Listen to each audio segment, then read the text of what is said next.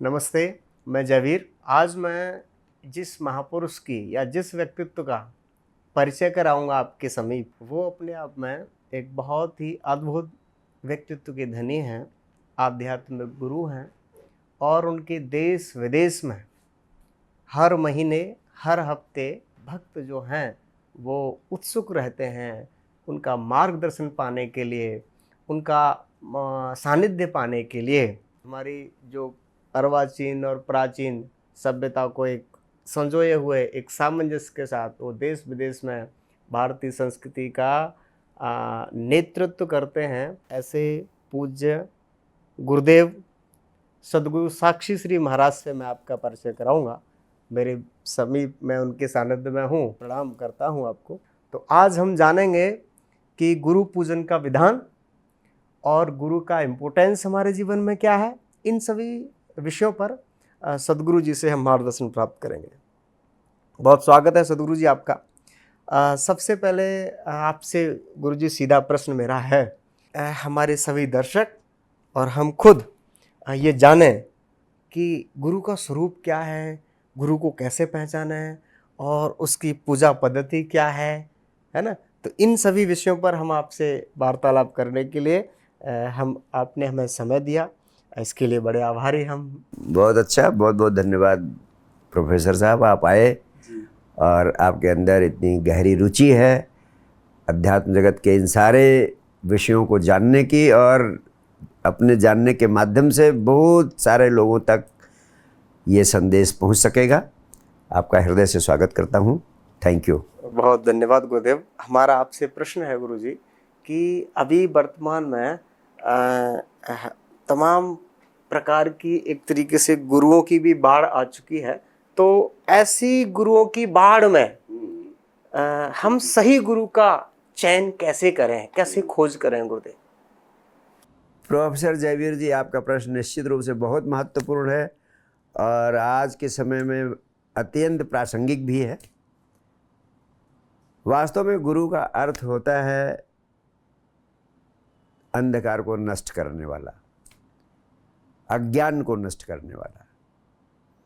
और भारतवर्ष में गुरु को असाधारण महत्व दिया गया।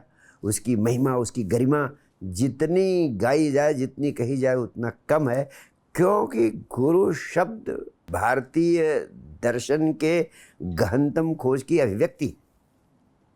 गुरु जैसा शब्द दुनिया की किसी भाषा में नहीं, इसका समानार्थी शब्द दुनिया के किसी देश में नहीं पैदा हो सका, क्योंकि भारतवर्ष में गुरु और शिष्य की जो परंपरा पैदा हुई, उसके पीछे बड़ा गहरा विज्ञान है। और उस विज्ञान को समझे बिना गुरु को लोग टीचर का या शिक्षक का पर्यायवाची मात्र मानते हैं, या मार्गदर्शक या ट्रेनर या गाइड, इन शब्दों में सीमित कर देते हैं। तो जिस गुरु परंपरा की गरिमा और महिमा भारतवर्ष के अध्यात्म में गाई गई है, उससे हम पूरी तरह वंचित हो जाते हैं। वास्तव में गुरु तत्व वह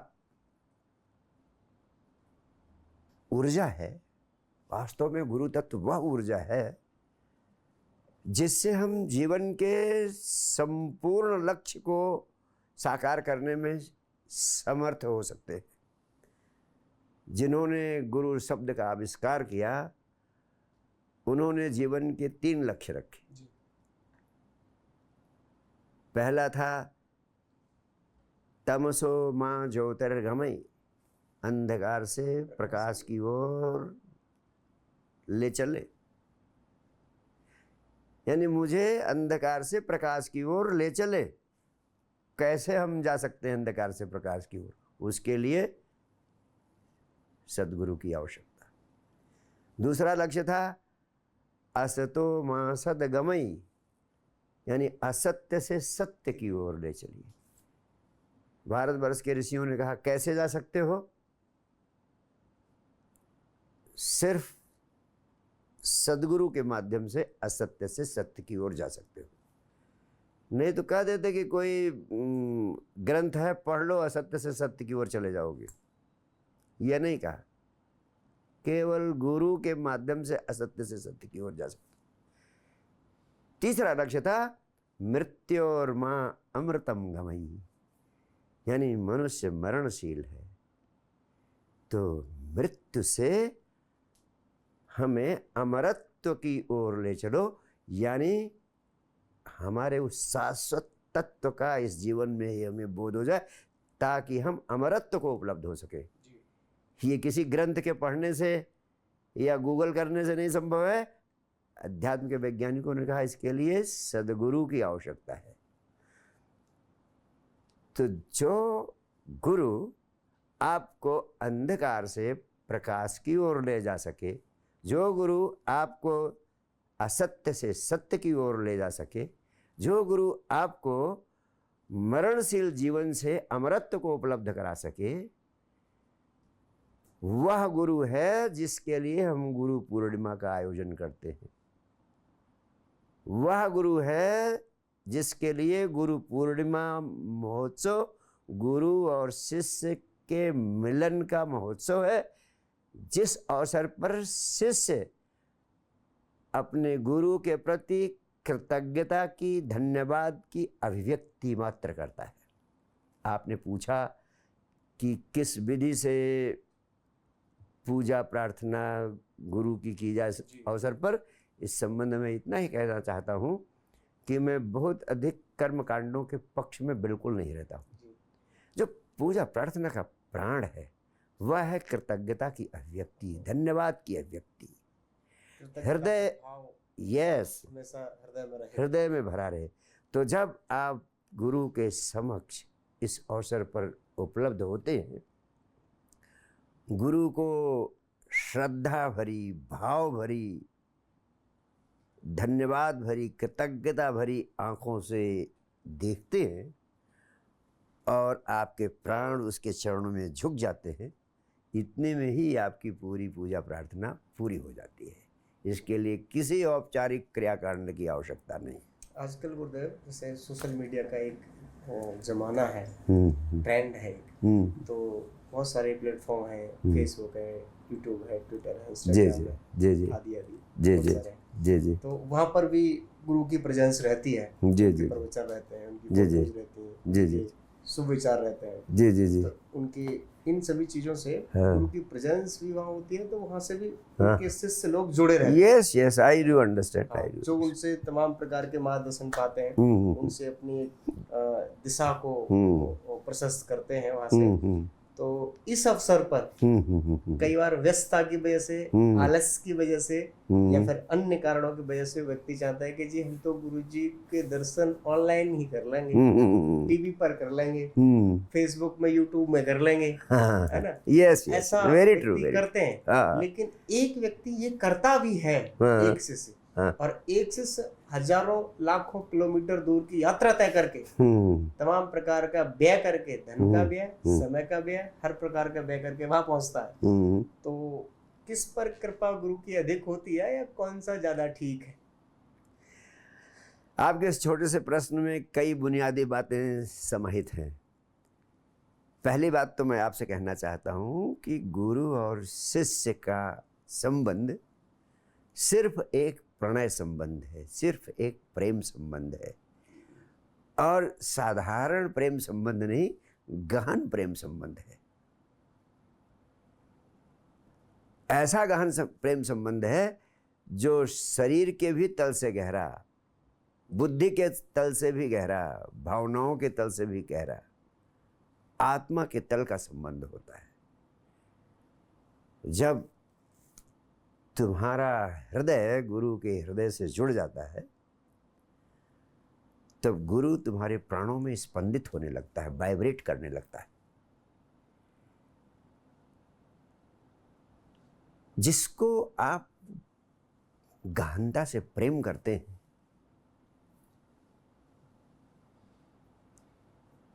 क्या उसका चित्र देखकर आपको तृप्ति हो जाती है? जैसे आपने कभी किसी से प्रेम किया होगा, किसी युवती से प्रेम किया होगा, तो क्या कोई व्यक्ति जिसने किसी युवती से प्रेम किया है, उस प्रेमिका का चित्र मोबाइल की स्क्रीन पर देखकर तृप्त हो जाएगा? इम्पॉसिबल नहीं। अगर वास्तव में प्राणों से उस युवती से उसे प्रेम है तो मिलना ही तो वो चाहे 1000 किलोमीटर की दूर पर हो, नाचता थिरकता दौड़ता भागता हुआ अपनी प्रेमिका के पास पहुंचेगा और उसको अपने सामने पाकर उसके प्राणों में जो तृप्ति का बोध होगा वो मोबाइल की स्क्रीन पर 1000 किलोमीटर दूरी पर बैठकर उसका चेहरा देखकर नहीं हो सकता। हाँ, थोड़ी सी तृप्ति हो सकती है, थोड़ा सा सुकून मिल सकता है। जैसे आपको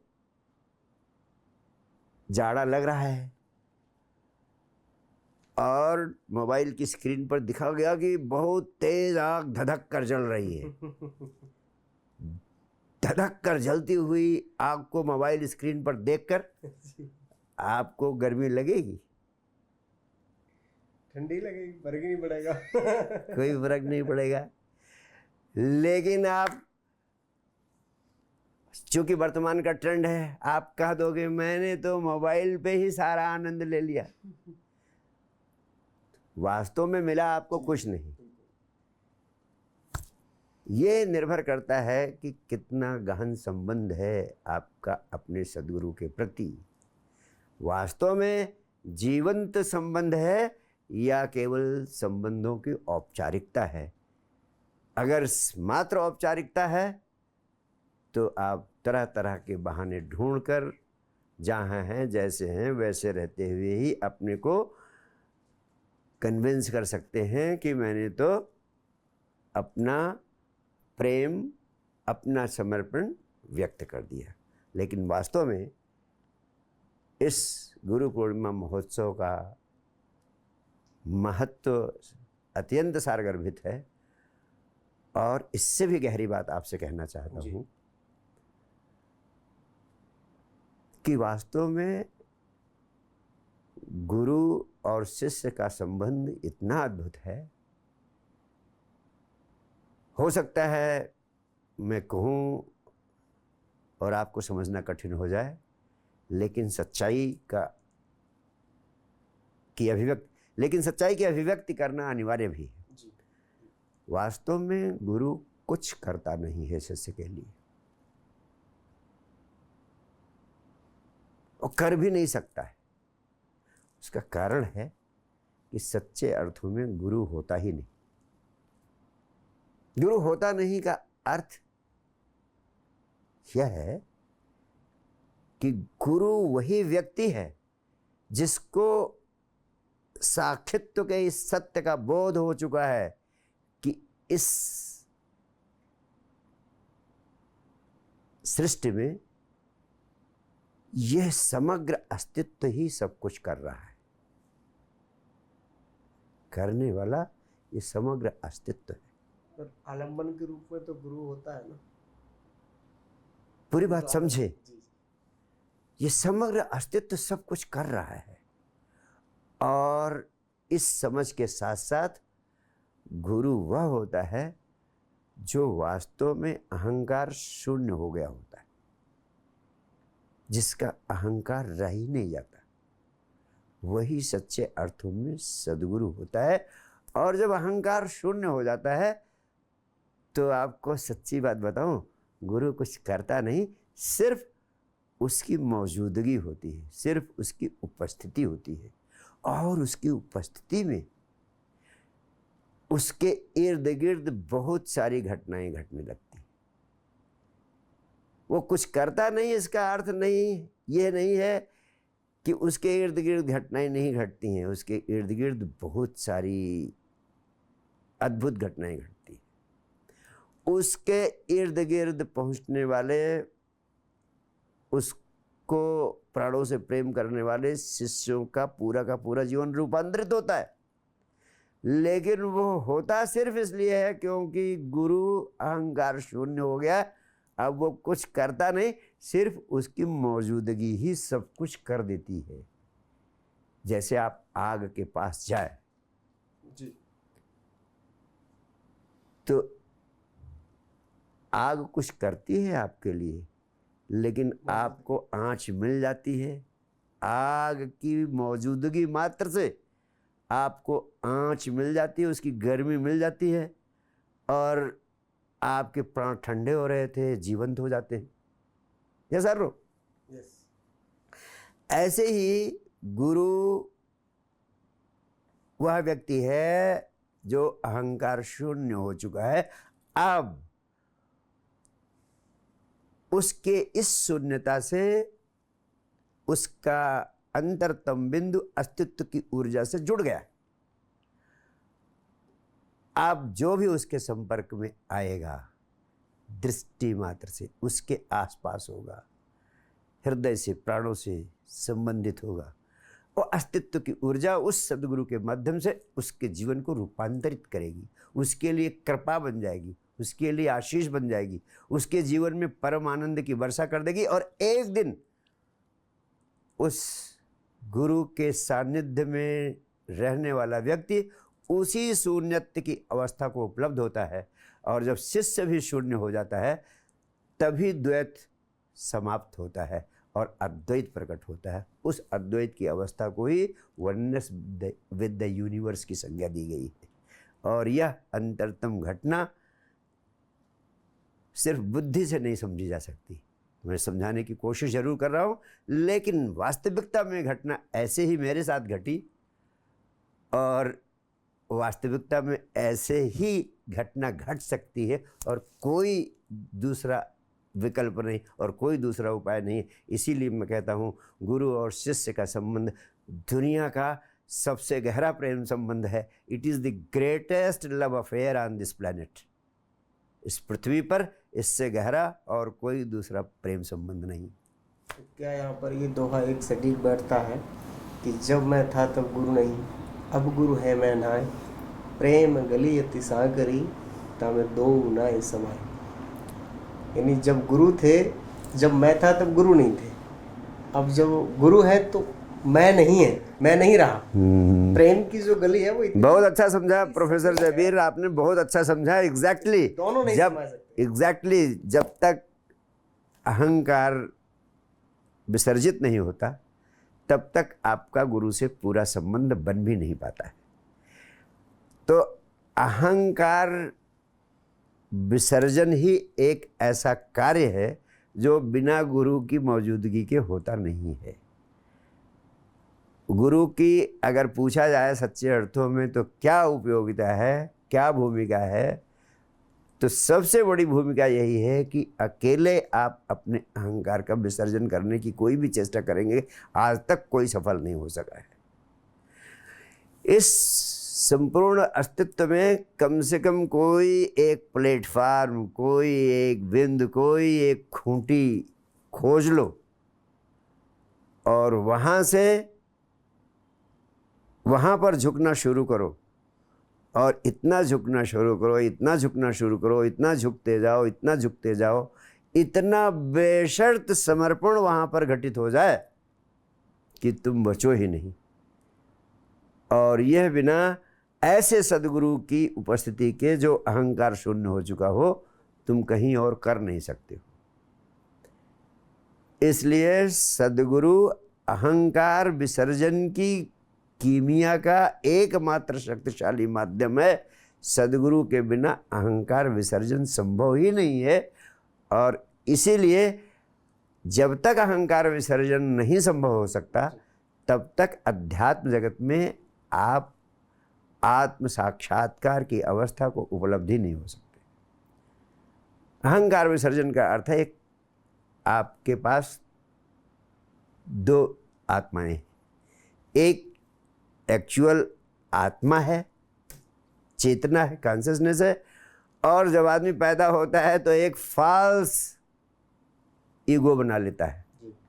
एक फॉल्स ईगो, एक real ego that is your consciousness, your soul, और एक फॉल्स ईगो जिसको हम कहते हैं अहंकार।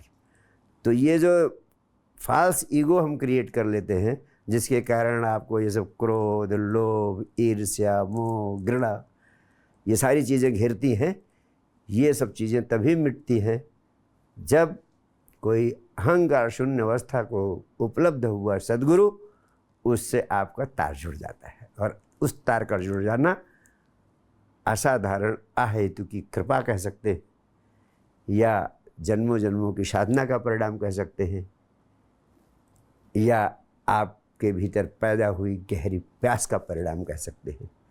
और अगर ये प्यास सद्गुरु के प्रति पैदा हो गई है तो अपने में ही बहुत बड़े सौभाग्य का सूचक है। अगर ये प्यास पैदा नहीं हुई है तो ज़रूर इस प्यास को पैदा करके किसी संबुद्ध सद्गुरु के समीप होने के अनुभव को उपलब्ध कर लेना अनिवार्य है, अन्यथा इस जीवन की सबसे बड़ी गहनतम संपदा से तुम वंचित रह जाओगे। बहुत अच्छा मार्गदर्शन आपने दिया गुरुदेव। एक दोहे में कबीरदास जी कहते हैं कि तीर्थ गए एक फल, संत मिले फल चार, सतगुरु मिले अनंत फल, कहें कबीर विचार। यानी तीर्थ जाने से एक फल मिलता है, संत के यदि दर्शन हो गए तो 4 फल बताए हैं, और यदि सदगुरु के दर्शन हो गए तो अनंत फल हैं जिसकी गिनती नहीं कर सकते। बिल्कुल ठीक। अनंत फल का वही अर्थ है जो मैंने आपसे कहा कि वास्तव में अगर संबुद्ध सद्गुरु आपको उपलब्ध हो जाए और आपके प्राणों में प्यास हो जाए तो वो आपको अंधकार से प्रकाश की ओर, असत्य से सत्य की ओर और मरणशील जीवन से अमरत्व की अवस्था को उपलब्ध करा सकता है। इसके बाद पाने को बचता क्या? इस जीवन में ही आपको अमरत्व का बोध हो जाए, इससे बड़ी और कोई उपलब्धि नहीं है कि आपको स्वयं के शाश्वत होने का अनुभव उपलब्ध हो जाए और आप अस्तित्व के साथ एक होने की अवस्था को उपलब्ध हो जाए। जब आप अस्तित्व के साथ एक हो जाते हैं तो आपके भीतर की चाह अस्तित्व की चाह यानी परमात्मा की चाह बन जाती है। जो आप भाव करते हैं वही अस्तित्व करने लगता है। इसीलिए कहते हैं ऐसा व्यक्ति जो बोले सो हरि कथा, वो जो बोल देता है वही परमात्मा की कथा बन जाती है। तो जैसे आपने सच्चे गुरु का जो अर्थ बताया, तो वो व्यक्ति जिसके अंदर गुरु के प्रति बहुत अद्भुत जिज्ञासा है, श्रद्धा है, भाव है, तो उस ऐसे सदगुरु की खोज कैसे करें, किस प्रकार से अच्छे गुरु का चयन करें, वो एक बार थोड़े स्पष्ट रूप से आप एक बार मार्गदर्शन करें। प्रोफेसर जयवीर, एक आपसे बड़ी प्रीतिकर बात कहना चाहता हूँ। मैं रोज़ रोज़ देखता हूँ लोग गुरु की तलाश करते हुए मुझे मिलते हैं और मेरे पास आने के पहले वो कम से कम सैकड़ों गुरुओं को रिजेक्ट कर चुके हुए होते। जी जी। गुरु की तलाश कौन कर रहा है? वही जो अंधेरे में है, अज्ञान में है, जिसको कुछ पता नहीं है। और कौन गुरु सही है, कौन गुरु गलत है, इसका निर्णय कौन कर रहा है? वही कर रहा है जो अंधेरे में है, अज्ञान में है, जिसको कुछ पता नहीं है। जी। तो तुम कैसे गुरु का निर्णय कर सकते हो? तुम्हें तो अभी ज्ञान ही नहीं है, तुम तो ज्ञान की तलाश में हो, तुम निर्णय कर ही नहीं सकते हो। और जो निर्णय करोगे वो अज्ञान से भरा हुआ ही निर्णय होगा। तो तुम कैसे अपनी बुद्धि से गुरु का निर्णय कर सकते हो? तुम बुद्धि से गुरु का निर्णय कर ही नहीं सकते हो। पहला सत्य सुनने में डाइजेस्ट नहीं हो रहा होगा, लेकिन इसीलिए सारे लोग गलत गुरुओं के चक्कर में फंस जाते हैं, क्योंकि वो खुद ही जजमेंट पास करते हैं कि ये गुरु सही। एक अज्ञानी जज की कुर्सी पे बैठ जाता है और निर्णय पारित करता है। क्या ये सही है? बिल्कुल नहीं। अब प्रश्न उठता है कि फिर कैसे गुरु को चुना जा सकता है? मेरा सिर्फ इतना कहना है कि बुद्धि से कभी गुरु को मत चुनना, क्योंकि अगर बुद्धि से गुरु को चुनोगे तो जो तुम्हारे संस्कार तुम्हारे ऊपर थोप दिए गए हैं बचपन से, वही तुम्हें गाइड करेंगे। अगर तुम हिंदू परिवार में पैदा हुए हो तो जीसस को कभी गुरु नहीं मान पाओगे। कहोगे जिस आदमी को सूली पे चढ़ा दिया गया, जो अपनी रक्षा नहीं कर सका, वो हमारी क्या रक्षा करेगा?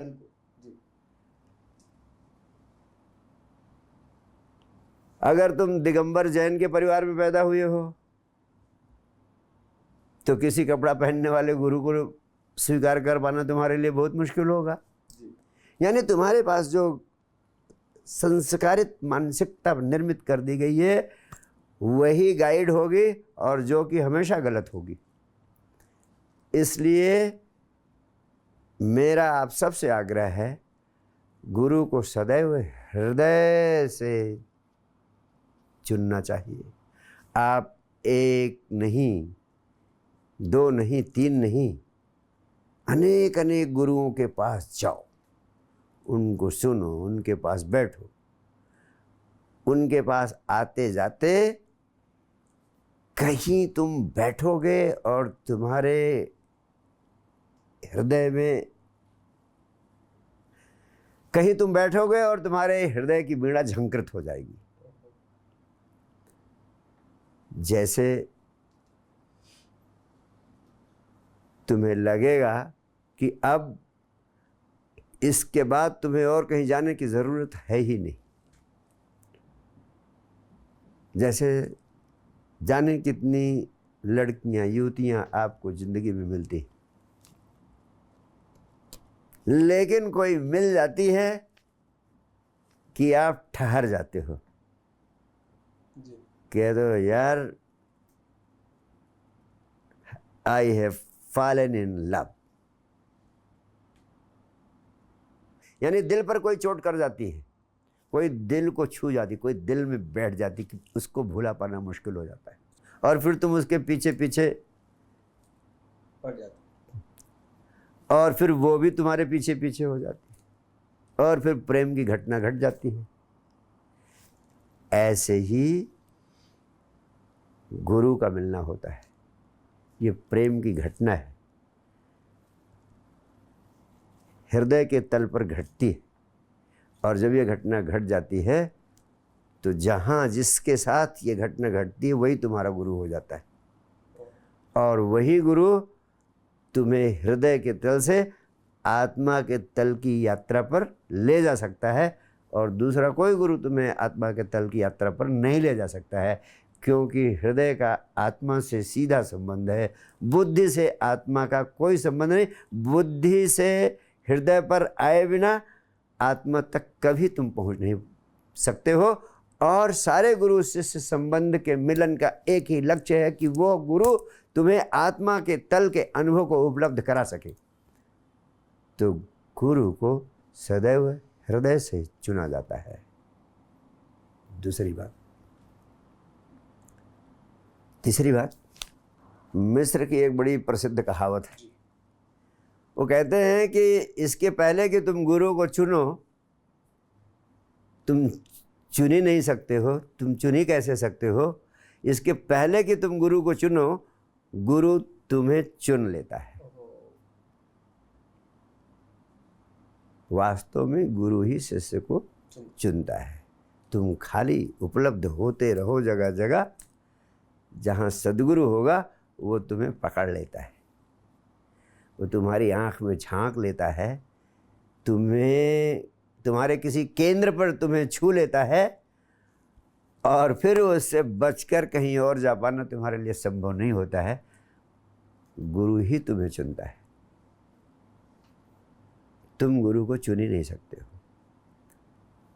हाँ, जब गुरु तुम्हें चुनता है और तुम गुरु के किसी केंद्र से जुड़ जाते हो, तब तुम्हें पता चलता है कि मेरा तो गंतव्य यही था, यहीं पहुंचना था, और कृतज्ञता व्यक्त करने लगते हो अस्तित्व के प्रति कि तुम्हें अपने गंतव्य पे पहुंचा दिया उसने, और तब तुम्हारी यात्रा शुरू होती है। तो गुरु और शिष्य का मिलना इस अस्तित्व की अद्भुत घटना है। हाँ, कभी कभी लोग मुझसे पूछते हैं कि गुरुदेव इतने सारे लोग आते हैं आपके पास, क्या सबको आपने बुलाया होता है, क्या सबको आपने पुकारा होता है? वास्तव में गुरु पुकारता है, और जिनको पुकारता है वही आते हैं। हाँ, कुछ वैसे भी आ जाते हैं। आप पूछेंगे उसकी कसौटी कैसी है कि कौन पुकारने से आया, कौन बिना पुकारे आ गया है। वास्तव में कुछ ऐसे हैं जो आते हैं लेकिन थोड़ी देर रहते हैं फिर चले जाते हैं। जो आते हैं और चले जाते हैं, इनको समझना कि उनको पुकारा नहीं गया है, वो बिना पुकारे आ गए हैं देखने के लिए। अभी उनमें परिपक्वता का अभाव है, उनको अभी उनमें तैयारी का अभाव है, अभी उनको और तैयार होना है। तो अब उनकी तैयारी चल रही है। वो आएंगे जाएंगे, आएंगे जाएंगे, फिर कभी ऐसी अवस्था आएगी कि वो पुकार लिए जाएंगे।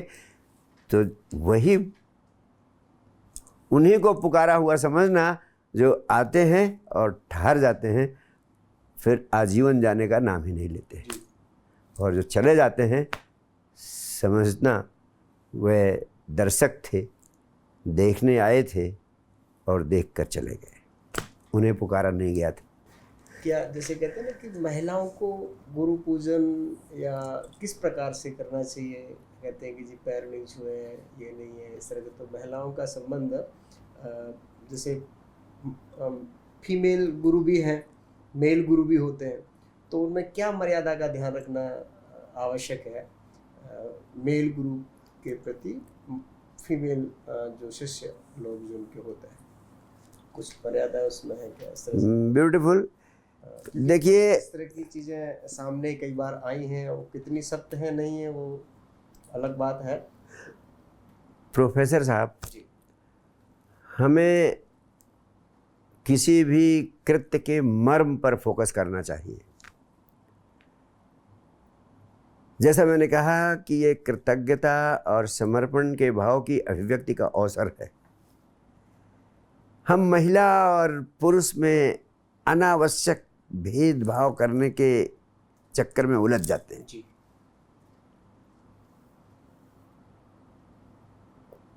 जिन सारे तौर तरीकों और विधियों से एक पुरुष अपने कृतज्ञता और समर्पण के भाव की अभिव्यक्ति कर सकता है, उन सारे तौर तरीके और विधियों के माध्यम से कोई स्त्री या कोई महिला भी अपनी कृतज्ञता और समर्पण के भाव को अभिव्यक्त कर सकती है।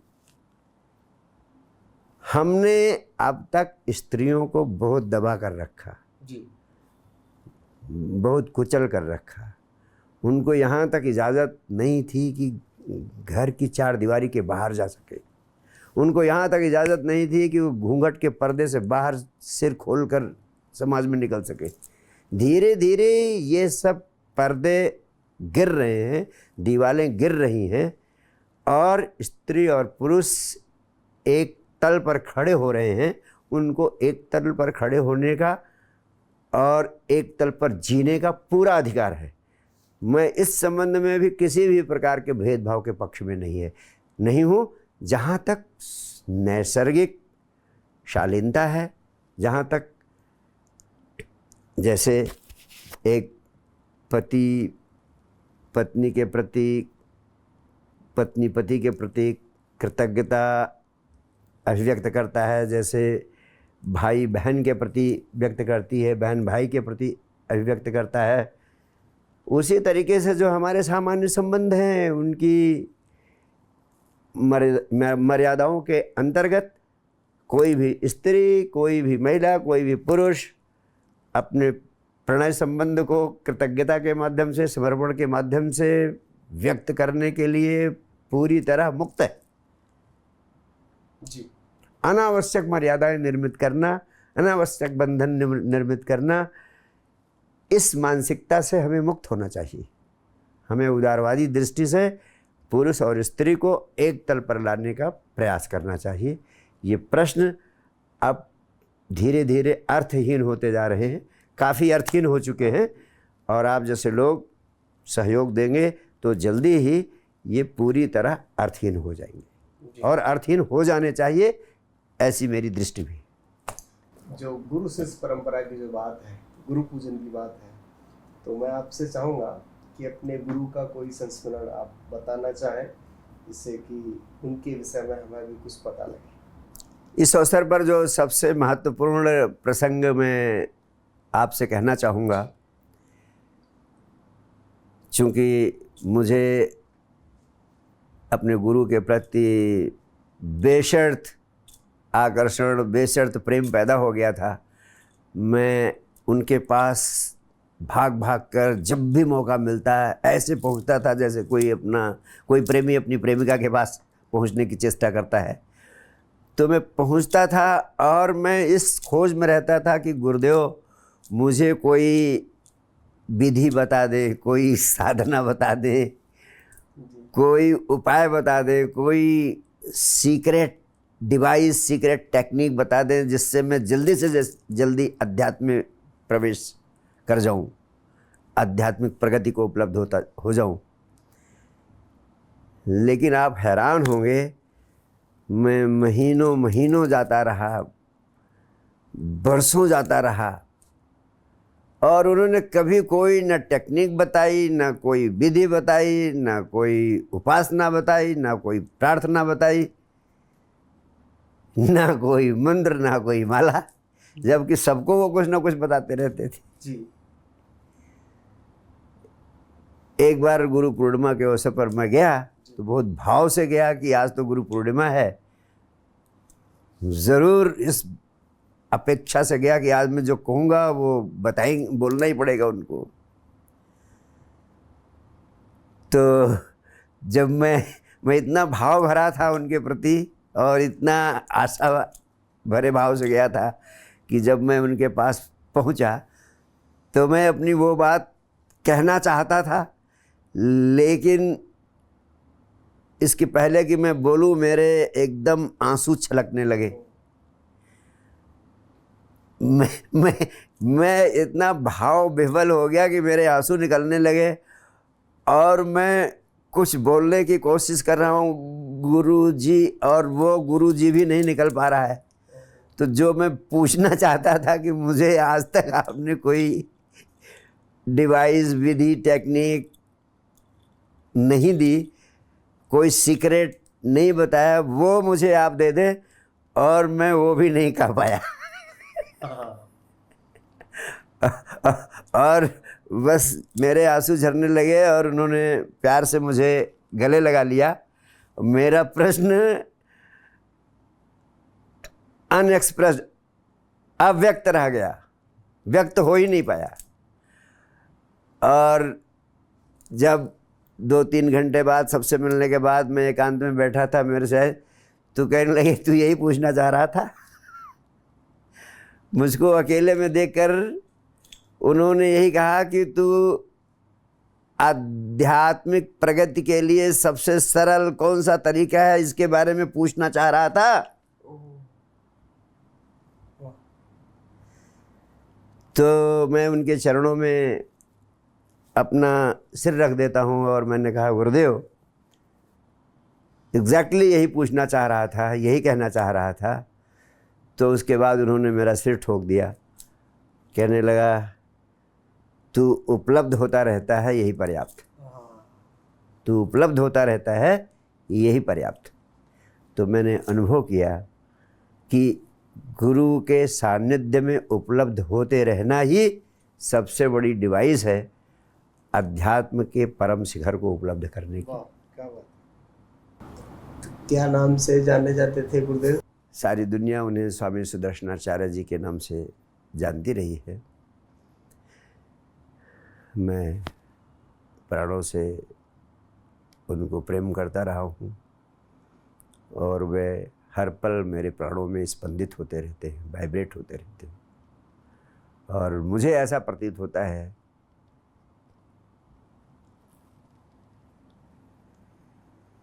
कि साक्षात वही मेरे भीतर से बोलते हैं और सब कुछ करते हैं मैं तो बस बांस की पोली पोंगरी बन गया हूँ। और उनकी आहेतु की कृपा है कि उस शून्यता को मैं उपलब्ध हो गया हूँ जो किसी भी साधक की अंतिम पराकाष्ठा होती।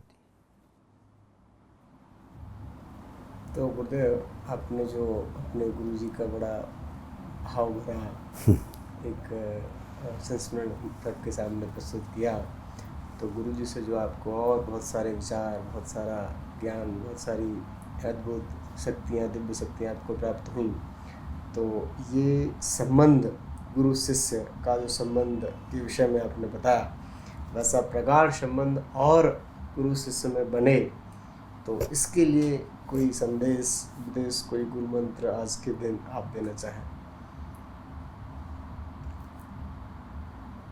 जिससे कि गुरु शिष्य का संबंध को प्रगाढ़ करने के लिए कोई प्रयास करने की आवश्यकता नहीं होती है। अगर गुरु और गुरु के साथ साथ जीवन को, आत्मा को, परम आनंद को, परमात्मा को पाने की प्यास आपके प्राणों में जग गई है और आपके प्राणों में कहीं ये झलक पैदा हो गई है कि इस व्यक्ति के माध्यम से मुझे कोई कुंजी मिल सकती है, तो वो प्यास ही आपको और अधिक गुरु की उपस्थिति में ले जाएगी और गुरु की उपस्थिति में अधिक से अधिक उपलब्ध होते रहना। इन संबंधों को प्रगाढ़ और प्रगाढ़तम करने के लिए इसके अलावा और किसी प्रयास की आवश्यकता नहीं। आपकी उपलब्धता ही सब कुछ कर देती है। जिस चीज़ की आवश्यकता होती है गुरु स्वतः करता जाता है, लेकिन आपके उसमें करने से कुछ नहीं हो सकता है। गुरु ही सब कुछ करता जाता है, लेकिन गुरु को करने के लिए एक ही काम आप कर सकते हो कि गुरु कर सके, उसके लिए है आपका गुरु के सानिध्य में उपलब्ध होना। इसीलिए उपनिषद के ऋषियों ने उपनिषद के ज्ञान को, जो कुछ उनके प्राणों से निकला, जो उन्होंने शिष्य को अनुदान दिया, जिससे शिष्य परम आनंद की और अध्यात्म की सर्वोच्च संपदा को प्राप्त कर सकता है, उस ज्ञान को उन्होंने क्या कहा? उपनिषद। यानी गुरु के, उपनिषद का अर्थ होता है गुरु के सानिध्य में, गुरु के सामीप्य में बैठना। यानी गुरु के सामीप्य में बैठो, गुरु के सानिध्य को उपलब्ध रहो, इतना ही पर्याप्त है और आप कुछ नहीं कर सकते। गुरुदेव, अंतिम प्रश्न आपसे है कि जब गुरु का जो एक काम होता है वो विद्यार्थी को या शिष्य को अंधकार से प्रकाश की ओर लेके जाता है, तो अंधकार जो है वो अज्ञान ही अंधकार है और ज्ञान प्रकाश है। तो इसके लिए जो बहुत मजबूत जो एक स्थान है वो विद्यालय, गुरुकुल और विश्वविद्यालय हुआ करते हैं। तो अभी जो एक शिक्षा जहाँ पर मिलती है विद्यालयों में, विश्वविद्यालयों में, स्कूल में, वहाँ पर जो गुरु होते हैं जो उन नौनिहाल बच्चों को या युवाओं को शिक्षा के माध्यम से उनका निर्माण करके और राष्ट्र निर्माण में उनकी भूमिका तैयार करते हैं, सुनिश्चित करते हैं, लेकिन वहाँ पर उतनी अच्छी मजबूत गुरु शिष्य परंपरा, एक दूसरे के प्रति मान सम्मान की थोड़ी सी न्यूनता दिखती है गुरुदेव, जिसकी वजह से बहुत सारी समस्याएं आती हैं। एक दूसरे के प्रति द्वेष भावना है, परस्पर प्रेम स्नेह कम है, वो बढ़े और मजबूत हो, इसके लिए क्या संदेश उपदेश आपका है? आपके प्रश्न में 2-3 महत्वपूर्ण बातें हैं। पहली बात, आपका कहना है कि आज के विद्या मंदिरों में शिक्षकों का सम्मान नहीं हो रहा है। जी। और शिक्षार्थी तरह तरह के उपद्रव और तरह तरह की उद्दंडता करने में अभ्यस्त हो गए हैं, जिससे एक बड़ा नकारात्मक वातावरण बन रहा है। वास्तव में इसके लिए सिर्फ शिक्षार्थी या विद्यार्थी ही जिम्मेदार नहीं है। शिक्षक का सम्मान होना चाहिए, इसमें कोई संदेह नहीं है। लेकिन अगर शिक्षक को सम्मान मांगना पड़े तो समझ लेना कि शिक्षक सम्मान प्राप्त करने की योग्यता खो चुका है। गुरु को अगर सम्मान मांगना पड़े तो समझ लेना कि गुरु के भीतर गुरुता है ही नहीं। गुरु तो वही है जिसके सामने जाते ही तुम्हारा सर झुक जाए।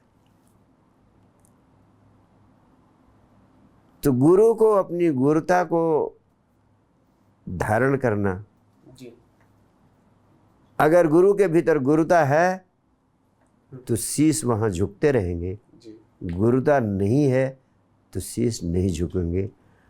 आज जो भी विद्या मंदिर हैं, जो भी शिक्षा मंदिर हैं, वे ना तो विद्या के मंदिर रह गए हैं, ना शिक्षा के मंदिर रह गए हैं। वह केवल जीविकोपार्जन की कला, जीविकोपार्जन की ट्रेनिंग देते हैं कि कैसे रोटी कमाएं। तो रोटी कमाने के लिए डिग्री देते हैं, डिग्रियों के माध्यम से भी लोगों को, शिक्षार्थियों को नौकरी नहीं मिलती, तो एक बड़ा असंतोष पैदा हो रहा है जी। विद्या मंदिर जिस लिए बनाए गए थे, अब वह विद्या मंदिर रह ही नहीं गए हैं, ट्रेनिंग सेंटर्स हो गए। और शिक्षक और विद्यार्थी का संबंध सिर्फ बुद्धि का संबंध होता है। वह बुद्धि के तल पर एक दूसरे से जुड़ते हैं। एक थोड़ा ज़्यादा जानता है उसको हम कहते हैं शिक्षक, एक थोड़ा कम जानता है उसको हम कहते हैं विद्यार्थी। एक दिन ऐसा होता है कि आज का विद्यार्थी शिक्षक से ज़्यादा जानने लगता है, और कभी कभी तो उस स्टूडेंट वो ज़्यादा पढ़ के आता है तो शिक्षक से ऐसे प्रश्न पूछ लेता है कि उससे भी शिक्षक भी कठिनाई में पड़ जाता है। तो दोनों एक ही तल पर खड़े हैं, एक थोड़ा ज़्यादा सूचना इकट्ठा कर लिए, एक थोड़ा कम सूचना इकट्ठा कर लिए। लेकिन गुरु और शिष्य के में संबंध बिल्कुल दूसरा है। ये बुद्धि का संबंध है ही नहीं जी। यहाँ तो हृदय का संबंध है, और जब हृदय का संबंध होता है तो एक भाव की तरंग दोनों को जोड़ती है, वहां पे शीश झुक जाता है। और दूसरे दोनों एक तल पर नहीं खड़े हैं। गुरु आत्मा के तल पर जीता है, वो आत्मा के स्वाद को उपलब्ध हो चुका है, वो अपनी आत्मा में प्रतिष्ठित हो चुका है। जब व्यक्ति आत्मा में प्रतिष्ठित हो जाता है तो उसके चेहरे की आभा, उसके भीतर का आनंद, उसके भीतर का ओज बिल्कुल भिन्न हो जाता है। और शिष्य अभी बुद्धि और हृदय के तल पर जी रहा है। वह बहुत ही नीचे के तल पर है। आत्मा के तल पर जीने वाला गुरु बहुत ही गहरे तल पर है। जितना ही गहरे है उतना ही ऊंचा उसका तल है। वहाँ उसके समक्ष खड़े होने पर शिष्य अपने को उसके चरणों में ही स्थित पाता है। वह संबंध ऐसा है कि वहाँ आदर अपने आप प्रतिफलित होता है। इसलिए शिक्षक और शिक्षार्थी, गुरु और शिष्य, ये दोनों बिल्कुल भिन्न भिन्न तल है, और दोनों तलों में किसी प्रकार की समानता स्थापित करने का प्रयास करना ना समझिए। जब तक हमारे विद्या मंदिर ध्यान के मंदिर नहीं बन जाते, तब तक ये केवल जीविकोपार्जन का अड्डा बने रहेंगे, जीविकोपार्जन की ट्रेनिंग देने का अड्डा बने रहेंगे, और जीविकोपार्जन की ट्रेनिंग देने के अड्डों में वह संबंध विद्यार्थी और शिक्षक के बीच नहीं स्थापित हो सकता है जो संबंध शिष्य और गुरु के बीच स्वतः स्वाभाविक रूप से निर्मित होता चला जाता है। तो गुरुदेव, आपका कहना ये है कि जितने भी विद्या मंदिर हैं, जितने विद्यालय विश्वविद्यालय हैं, सब में ध्यान अनिवार्य होना चाहिए, सब में ध्यान केंद्र होना चाहिए। यस, का एक सेशन होना अनिवार्य है। ध्यान अनिवार्य अंग होना चाहिए, क्योंकि जब तक व्यक्ति अपने जीवन को नहीं जानेगा, जीवन के गहनतम रहस्य को, जीवन की श्रेष्ठतम संपदा को, जो उसके भीतर ही निहित है, उससे उसका संबंध नहीं बनेगा, वह व्यक्ति विकसित हुआ ही नहीं। आपके भीतर अनंत संभावनाएं छिपी हुई हैं। Your potential is infinite. जो पोटेंशियल आपको उपलब्ध है, जो आपकी संभावनाएं हैं, उनका सिर्फ 5% आप पूरे जीवन में उपयोग कर पाते हो। शेष 95% संभावनाएं आपकी सोई पड़ी रह जाती हैं। उन संभावनाओं को जगाने की, उन संभावनाओं को साकार करने की कला का नाम है ध्यान। जब ध्यान का अभ्यास आप करेंगे, तब आपकी संभावनाएं और अधिक जागेंगे। तब जिस बीज रूप में आप पैदा हुए हैं, वह फूल पूरी तरह से खिल सकेगा, अन्यथा बिना खिले हुए ही मुरझा जाएगा।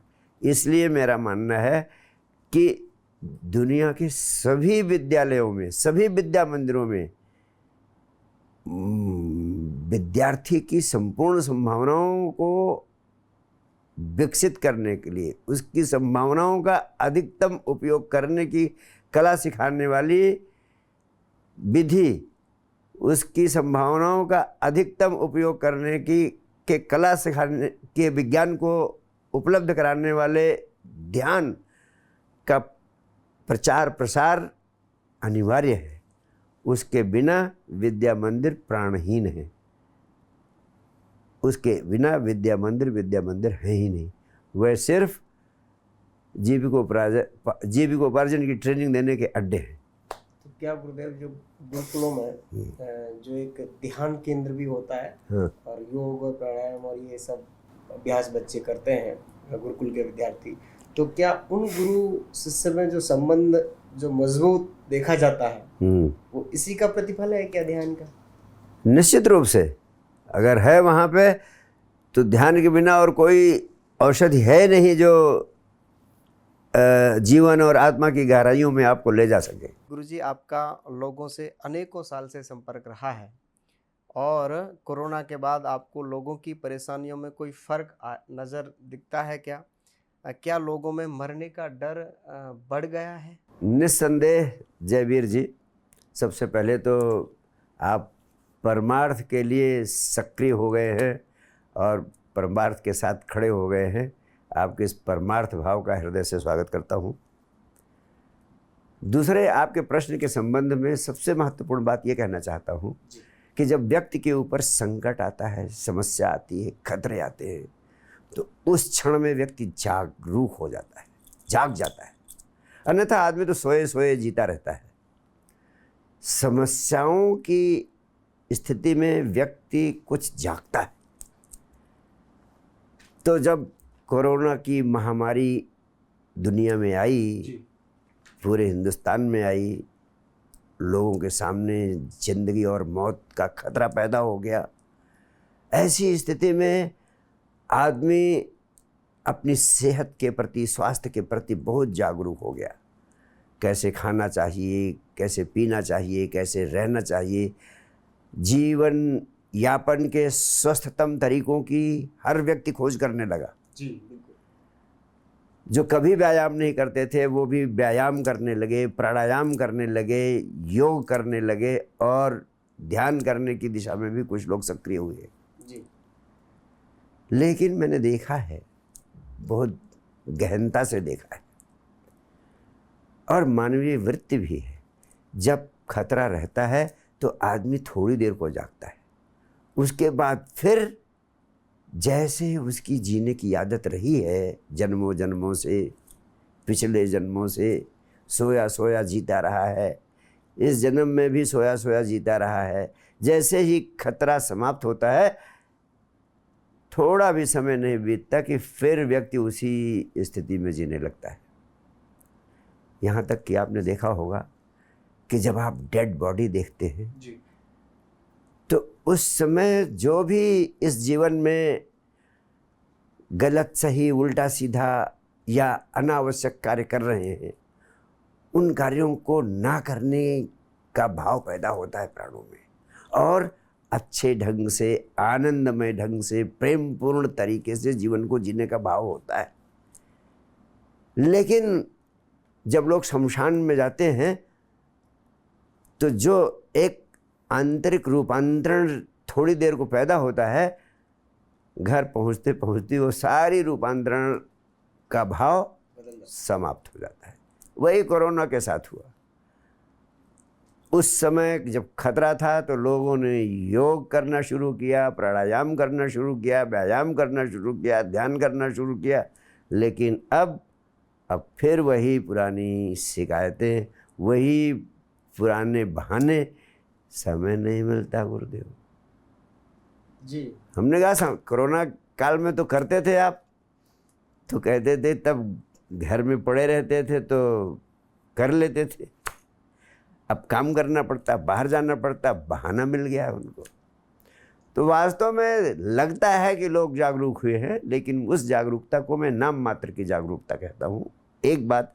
दूसरी बात, थोड़ा बहुत प्रभाव ज़रूर पड़ा है, थोड़ा बहुत पड़ना स्वाभाविक भी है, लेकिन मैं आपके इस प्रश्न के माध्यम से हिंदुस्तान ही नहीं, सारी दुनिया के लोगों को सचेत करना चाहता हूँ कि हमें जागरण के विज्ञान को सीखना होगा, हमें अपने जीवन को रूपांतरित करने की कला और जीवन को रूपांतरित करने के विज्ञान को सीखना होगा।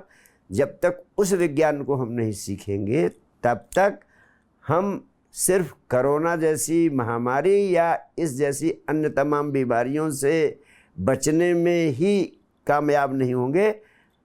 लेकिन अगर हम रूपांतरण की कला को सीख लेते हैं, रूपांतरण के विज्ञान को समझ लेते हैं, तो हम इसी शरीर में, इसी जीवन में, इसी पृथ्वी पर जीते हुए और ज़िंदगी के सभी कामों को करते हुए एक हंसता हुआ स्वस्थ मनुष्य अपने भीतर पैदा कर सकते हैं, जो जिसके भीतर विवेकानंद की आत्मा होगी, जिसके भीतर परम आनंद की आत्मा होगी, जिसके भीतर इस जीवन को और इस विश्व को और सौंदर्यपूर्ण करने की विराट संभावनाएं होंगी।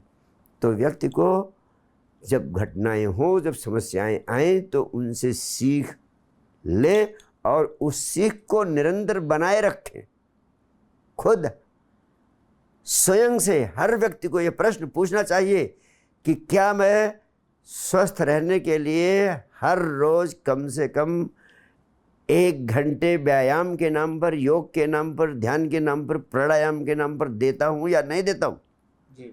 जो नहीं देते हैं वे अपराधी हैं, और स्वयं के प्रति किया जाने वाला अपराध सबसे बड़ा अपराध होता है। ये स्वयं के प्रति अपराध है कि अगर आप 1 घंटा अपने शरीर के स्वास्थ्य के नाम पर, अपने मानसिक स्वास्थ्य के नाम पर, अपने आत्मिक समृद्धि के नाम पर स्वयं के लिए नहीं देते हैं, तो इस प्रश्न के माध्यम से मैं सारी दुनिया को जागरूक करना चाहता हूं कि अपनी ज़िंदगी का कम से कम 1 घंटे से 1.5 घंटे का समय हर रोज़ प्रातःकाल सोकर उठते ही स्वयं के ऊपर इन्वेस्ट करना चाहिए।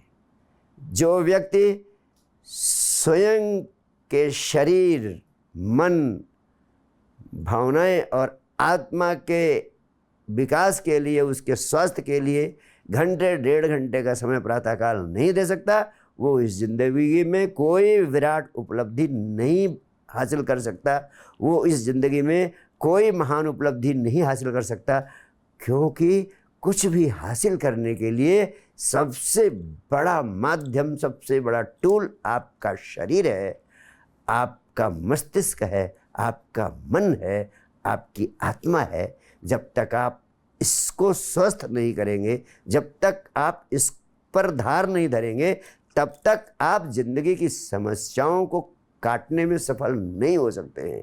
जैसे कहते हैं कि अगर किसी पेड़ को काटना हो तो बहुत अधिक शक्ति लगाने की ज़रूरत नहीं है, सबसे ज़्यादा ज़रूरत है कि जो हथियार जिससे आप पेड़ को काटते हैं, अपनी कुल्हाड़ी को, उस कुल्हाड़ी की धार को तेज कर लेना जरूरी है।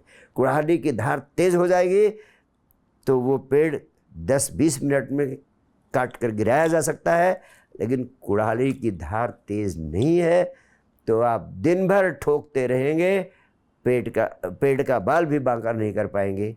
वैसे ही जब आप अपने शरीर को, अपने मस्तिष्क को, अपने मन को, अपने भावनाओं को, अपने आत्माओं को स्वस्थ करने के लिए आप घंटे 1.5 घंटे का समय हर रोज़ स्वयं के लिए नहीं देते हैं, तो आप जिंदगी की समस्याओं रूपी वृक्ष को जड़ से काट कर गिराने में कभी समर्थ नहीं होंगे और आप जिंदगी में महत्वपूर्ण उपलब्धियों को हासिल करने में कामयाब भी नहीं हो सकेंगे।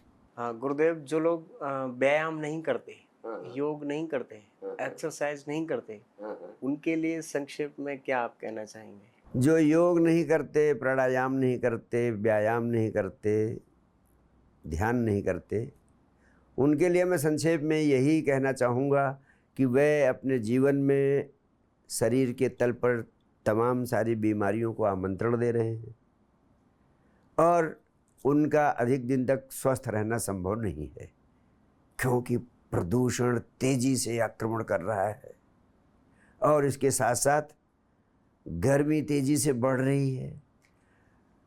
इस वातावरण में भी तरह तरह के ऐसे परिवर्तन हो रहे हैं जो नकारात्मक परिवर्तन वैज्ञानिक कहते हैं। उन इतने सारे नकारात्मक परिवर्तन जो इस समय वातावरण में हो रहे हैं, वायुमंडल में हो रहे हैं, इतनी विषाक्त गैसेस, ये सारी चीज़ें जो आज विषाक्त वायु प्रदूषण हो रहा है, इसमें अगर आप विशेष सावधानी नहीं करते हैं शरीर को स्वस्थ रखने के लिए, तो निश्चित रूप से आप जल्दी ही जीवन को समाप्त करने की तैयारी कर रहे हैं। हालांकि जीवन आपका है, आपको अधिकार है, इसको जितना जैसा चाहें वैसा रखें, लेकिन अगर आप अंधे नहीं हैं तो इतना कहूँगा कि कम से कम स्वयं के स्वास्थ्य के प्रति अवश्य सचेत रहें। दूसरे, जब आपका शरीर स्वस्थ रहता है, जब आप व्यायाम करते हैं, प्राणायाम करते हैं, योग करते हैं, तो उसका प्रभाव ये पड़ता है कि स्वस्थ शरीर में ही स्वस्थ मस्तिष्क और स्वस्थ मन संभव हो सकता है। अन्यथा sound mind without sound body is impossible. तो मन को स्वस्थ रखना है, मस्तिष्क को सक्रिय और जागरूक रखना है, तो शरीर को स्वस्थ रखने के लिए व्यायाम, प्राणायाम और योग की क्रियाएं निश्चित रूप से अत्यंत आवश्यक है। और तीसरी महत्वपूर्ण बात मैं कहना चाहता हूँ, जो इससे भी गहरी है, कि जब आप शरीर को स्वस्थ रखेंगे, मानसिक तल पर स्वस्थ रहेंगे, तब आपके प्राणों में प्यास पैदा होगी आत्मा के तल पर भी स्वस्थ होने की। आत्मा के तल पर स्वस्थ होने की एक ही औषधि है, उस औषधि का नाम है ध्यान। आप केवल ध्यान के माध्यम से स्वयं की चेतना में प्रतिष्ठित हो सकते हैं, और जब आप स्वयं की चेतना में प्रतिष्ठित होते हैं, तब आपको शाश्वत आनंद का, परम आनंद का अनुभव होता है। उस आत्मा में प्रतिष्ठित होने की अवस्था को ही आत्म साक्षात्कार या आत्मज्ञान की अवस्था कहते हैं। और जिन्होंने जाना है, जिन्होंने पाया है, उन सब ने कहा कि स्वयं की चेतना को, स्वयं की आत्मा को अनुभव कर लेना ही परमात्मा को प्राप्त कर लेना है। तो sound body, sound mind and self realisation, स्वस्थ शरीर, स्वस्थ मन और आत्म साक्षात्कार, यही मनुष्य के जीवन के 3 महत्वपूर्ण आयाम हैं, जो तभी संभव है जब आप शरीर को स्वस्थ रखने के लिए व्यायाम और प्राणायाम करें और आत्मा के तल पर स्वस्थ रहने के लिए ध्यान का अभ्यास करें। तो मैं दुनिया के सभी लोगों से अपील करता हूँ कि व्यायाम, प्राणायाम और ध्यान, ये 3 चीज़ें इतनी अनिवार्य हैं कि हर व्यक्ति को उन्हें अपनी जीवन शैली का अंग बना लेना चाहिए। Everybody should make them part of their life and living. गुरुदेव, बड़ी अच्छी बात आपने कही कि आत्मा का साक्षात्कार करने के लिए ध्यान बड़ा महत्वपूर्ण एक हिस्सा है जीवन में। और आप बार बार कहते हुए हैं कि ध्यानम परम औषधि, आप ध्यान को परम औषधि भी बताते हैं। यस। तो गुरुदेव, अभी जैसे फिल्म इंडस्ट्री की यदि बात करें तो एक अक्षय कुमार अभिनेता हैं, तो सब लोग उनको जानते हैं, युवाओं के बहुत बड़े रोल मॉडल भी हैं। वो कहते हैं कि अगर व्यक्ति अपने जीवन में 1 घंटे हर रोज ध्यान नहीं कर पाता है या प्राणायाम नहीं कर पाता, एक्सरसाइज नहीं करता है, वर्कआउट नहीं करता है, तो उसको मर जाना चाहिए। एक तरफ ये बात कहते हैं, इस बात को बहुत लोग पसंद भी करते हैं, अच्छी बात भी है। आप भी इसको एग्री करेंगे ही लगता है? नहीं, मैं एग्री नहीं करता हूँ। अच्छा, क्या कहेंगे इस बात पे आप? अगर कोई व्यक्ति अपने स्वास्थ्य के लिए 1 घंटे वर्कआउट नहीं करेगा तो वो मर ही जाएगा। मर जाना चाहिए कि ज़रूरत है नहीं, उसको कुछ करने की ज़रूरत नहीं, वो मर ही जाएगा। हमें कहना चाहिए कि अगर कोई व्यक्ति वर्कआउट नहीं करता है तो उसे मरने के लिए भी कुछ करना नहीं चाहिए, क्योंकि वो मर ही जाएगा। ये आपने बढ़िया संशोधन कर दिया एक उसके कोटेशन का। बट ये बात उनकी बहुत लोग पसंद भी करते हैं और वो अपनी दिनचर्या भी बड़ी सेट रखते हैं। शाम को बहुत लेट नाइट वो कुछ खाते भी नहीं है और समय से सोते हैं, समय से जगते हैं। ये बात लोगों को पसंद आती है और उनका जीवन का जो एक अपना स्टाइल है वो अच्छा चल भी रहा है। लेकिन एक तरफ वो पान मसाले का प्रचार करते हैं। तो ये जो मैसेज है, एक तरफ तो अपने जीवन को संयमित रखने का मैसेज, एक तरफ पान मसाले का मैसेज, तो इस पर आप क्या कहेंगे? जयवीर जी, किसी व्यक्ति विशेष पर कोई कमेंट किए बिना मैं सिर्फ इतना कहना चाहता हूँ कि जो एक सेलिब्रिटी हैं जिनका व्यक्तित्व विराट हो चुका है, उनसे मैं अपेक्षा करता हूं कि उन्हें और अधिक जागरूक होना चाहिए जी, और उन चीज़ों को प्रोत्साहित करने के लिए सक्रिय होना चाहिए जो समाज के, देश के लोगों के स्वास्थ्य के लिए उपयोगी हैं, उनके जीवन के निर्माण में सहयोगी हैं। और जो चीज़ें मनुष्य के जीवन को नीचे ले जाती हैं, मौत की तरफ ले जाती हैं, विनाश की ओर ले जाती हैं, चाहे वो पान मसाला और तंबाकू हो, चाहे वो सिगरेट और शराब हो, चाहे वो ड्रग्स हो, अगर आप उनका विज्ञापन देते हैं तो एक विराट व्यक्तित्व होने के कारण लोगों के ऊपर आप जो कहते हैं उसका असर पड़ता है।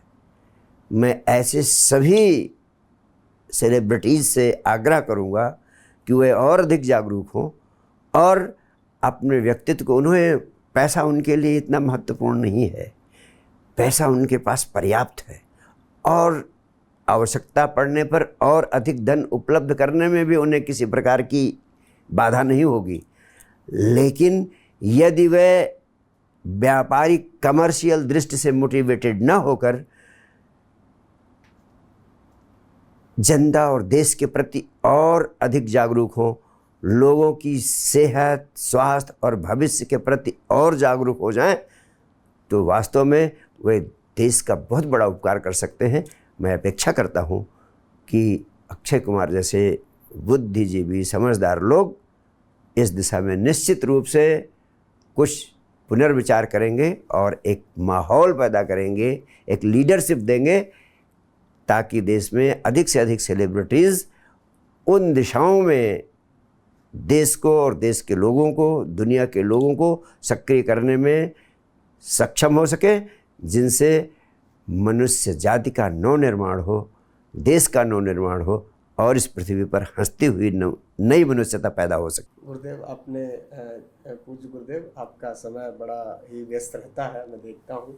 इतने व्यस्तम समय से आपने समय निकाल करके हमारे दर्शकों को और हमारे लिए समय दिया, इसके लिए हम आपका बहुत आभार। Oh, I am very, very happy, Professor Jabir. Thank you so much for interacting with me at this moment. Thank you.